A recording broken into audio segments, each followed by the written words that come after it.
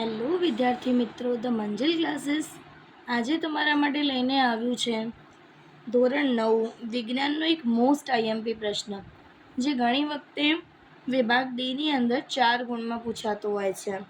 અને એ પ્રશ્ન છે, ગુરુત્વાકર્ષણનો સાર્વત્રિક નિયમ લખીને તેનું સાર્વત્રિક સૂત્ર તારવો.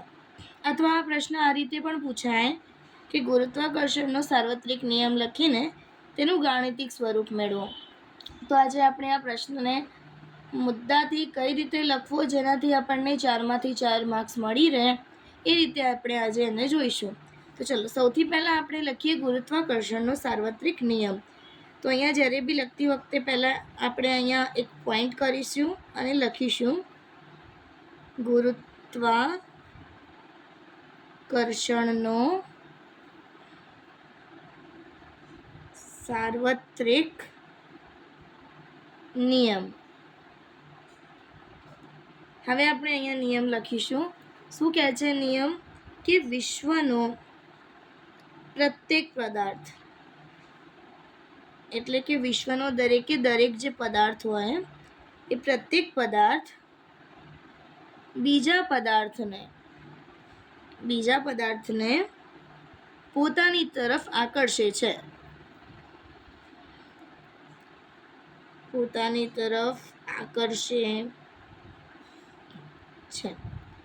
મતલબ વિશ્વમાં જે બી પદાર્થો, દુનિયાના બધા જ પદાર્થો લઈ લો, એ દરેકે દરેક પદાર્થ એ બીજા પદાર્થને પોતાની તરફ શું કરે? આકર્ષે, એટલે કે ખેંચે છે. તો આ બે પદાર્થો જે એકબીજાને આકર્ષતા હતા, એ બંને પદાર્થો વચ્ચેનું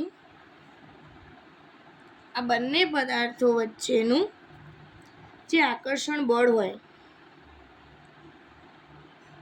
આકર્ષણ બળ એ કેટલું હોય? તો એ બળ તેમના દળના ગુણાકારના સમપ્રમાણમાં હોય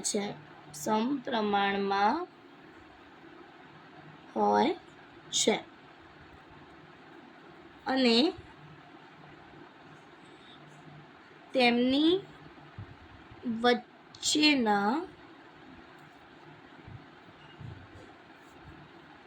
અંતર, એ બંને પદાર્થો વચ્ચે જે અંતર હોય એ અંતરના વર્ગના વ્યસ્ત પ્રમાણમાં હોય છે.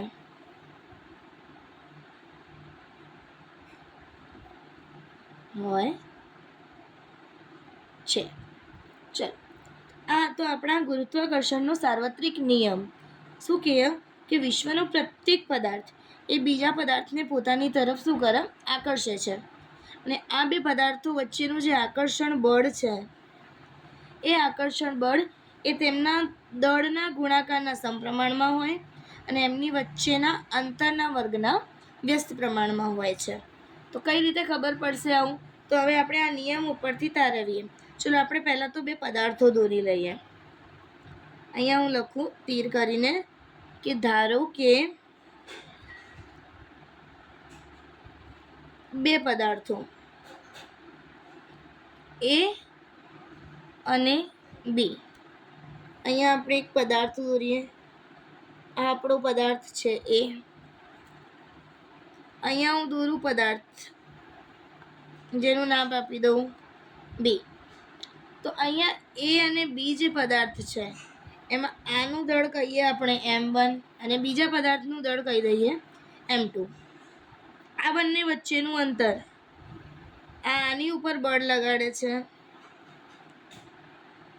અને આ બીજા ઉપર બળ લગાડે છે, અને આ બંને વચ્ચેના અંતરને આપણે કહી દઈએ R. બરાબર? ચલો, તો હવે લખીએ કે ધારો કે અહીં બે પદાર્થોના દળ એ અને બી ના દળ M1 અને M2 છે, જે આપણે આકૃતિ ઉપરથી લખ્યા અત્યારે કે ભાઈ M1 અને M2 છે. તથા એમની વચ્ચેનું અંતર, આ બંને વચ્ચેનું જે અંતર છે એ લખીએ તો તેમની વચ્ચેનું અંતર r છે. આ વસ્તુ આપણે આકૃતિ ઉપરથી લખી દીધી. પહેલાં તેનો સાર્વત્રિક નિયમ લખ્યો અને પછી બે પદાર્થો દોરીને શું લખી દીધું આકૃતિ ઉપરથી, કે ધારો કે અહીં બે પદાર્થોના દળ m1 અને m2 છે અને આ બંને વચ્ચેનું જે અંતર છે એ r છે. હવે આપણે આપણા નિયમ મુજબ ગણીએ.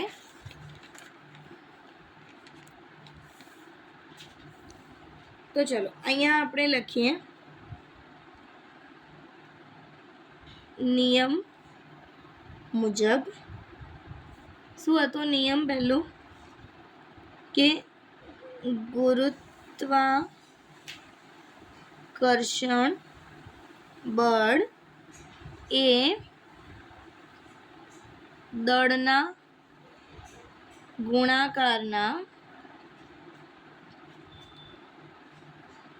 સમપ્રમાણમાં હોય છે.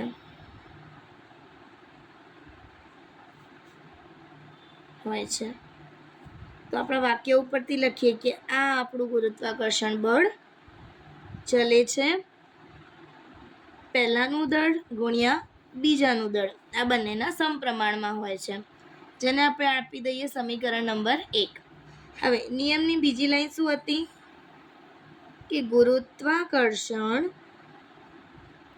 બળ એ અંતર બંનેના અંતરના વર્ગના વ્યસ્ત પ્રમાણમાં હોય છે.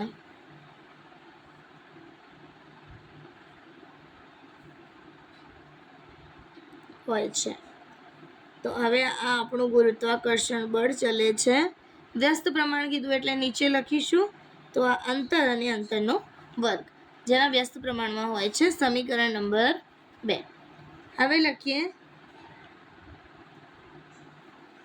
સમીકરણ 1 અને 2 પરથી. સમીકરણ 1 અને 2 પરથી બંનેને ભેગા કરીએ તો તેથી આપણું જે f બનશે, f ચલે છે બનશે આ બંને m1 ગુણ્યા m2 અને આ r ક્યાં છે તો વ્યસ્તમાં એટલે નીચે લખીશું r. હવે અહીંયા ચલે છે દૂર કરવા માટે આપણે ગુરુત્વાકર્ષણનો અચળાંક મૂકીએ તો અહીંયા લખીશું ગુરુત્વાકર્ષણ બળનો સાર્વત્રિક અચળાંક g મૂકતા તો આ ચલે છે ની નિશાની દૂર થશે અને આપણને મળશે બળ બરાબર g m1 ગુણ્યા m2 ભાગ્યા r નો વર્ગ. સમીકરણ નંબર 3.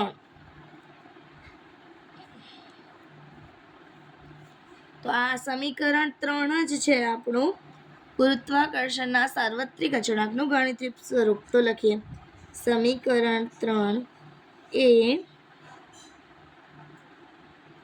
ગુરુત્વાકર્ષણના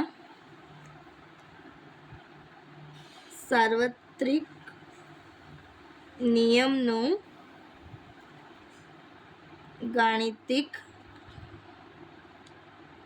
સ્વરૂપ છે.